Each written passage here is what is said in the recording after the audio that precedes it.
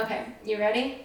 Okay, so the first question is tell me your favorite thing about Cooper. He's like the funniest kid in the world without even being funny. Oh, Bradley, say I was playing on my new. Oh! Cooper! What do you say? Burp. No, you don't say burp, you say. Excuse me. He says, "Hey, what's your name? Where are you going?" And he's just the best forever.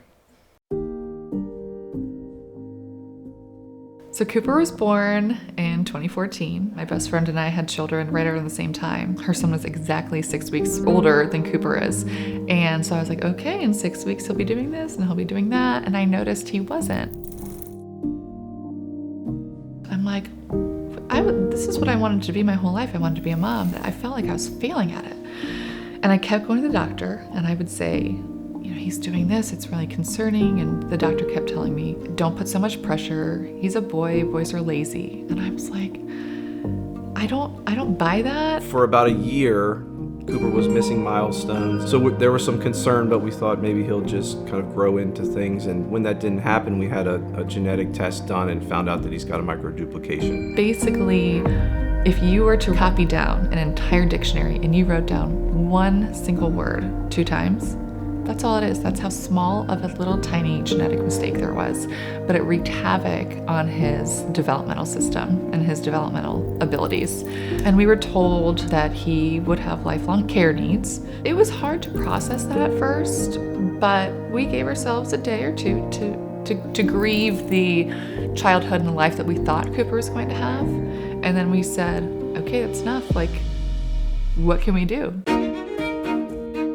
We decided after we had Brooks, when he was about a year old or about to turn a year old, that we needed to be outside more, we needed better weather, we just wanted to be closer to friends and family. So we moved to Charlotte. When you have a son or a daughter or a relative with intellectual disabilities and you relocate, you learn totally from scratch what you've got to do, who to talk to, what are the resources there, where is therapy located. And when we moved to Charlotte and kind of went through that transition, it just galvanized it that we could do something more. We've got great family, we've got great friends, everybody is so supportive of us.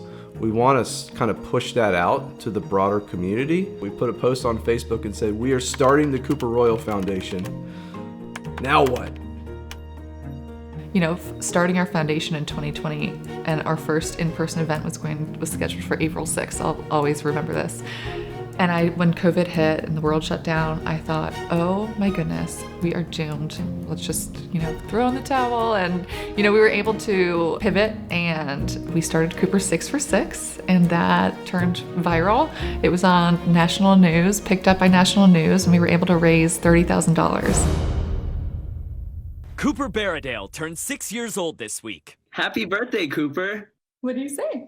Thank you. Like other 6-year-olds, he's missing a few teeth. He loves the beach. He loves Santa Claus, though his little brother does not. But instead of spending his 6th birthday with a big party or snacking on sweets... What else did you ask for your birthday? Anything else besides this really special project? The outpouring of funds that we saw strangers giving us was incredible. It just really gave me hope in humanity. The mission of the Cooper Royall Foundation is to help individuals with special needs find that sense of purpose and help the families know that they are part of a community and we're there to support them. I'd say it's 3 things: raising funds, creating strategic initiatives with partners, and then spreading awareness, right? And so those 3 things are what we do throughout the year. All 3 of those things are amplifying Cooper's voice and allowing Cooper to make an incredible impact on his special community in his own way. In the spring, we have Cooper Cup, which is always just so much fun. What I love about our golf tournament is that we bring families together at the end. It's really great to see all the kids together celebrating a great cause. Very new this year, we partnered with Maj in the City and we have a Mother's Day Mahjong tournament. The most amazing women coming to support Cooper Royall Foundation. We do a social media fundraising event. It's centered around Cooper's birthday. It'll be 10 for 10 this year. And that's really just, $10 for Cooper's 10th birthday. A lot of people give a lot more. And that's a fun one. We have a little birthday party at the end. And then we have a big fall event. It's loose and fun, and there's dancing and a band and with a real fun live auction. And so we've got events But also throughout the year, we're doing outreach. Family support programs, camps, right? Camp is huge. Your kids are at home all summer, and there are a ton of camps and things to do for people that don't have an intellectual disability, but there do need to be these special camps where these people can go and enjoy themselves in the same way. We have donated money to the oldest autism camp, Camp Royall. Camp Royall is really neat because not only does it provide a camp for the individuals that have special needs, but it allows times for the families to be able to hang out with the kids that they have. We raised enough money to send 16 campers to Camp Royall this summer. We personally have experienced Camp Royall, and to know that every dollar that came in was changing another family's life was truly incredible. We don't look for just opportunities to just give funds for scholarships, which we do.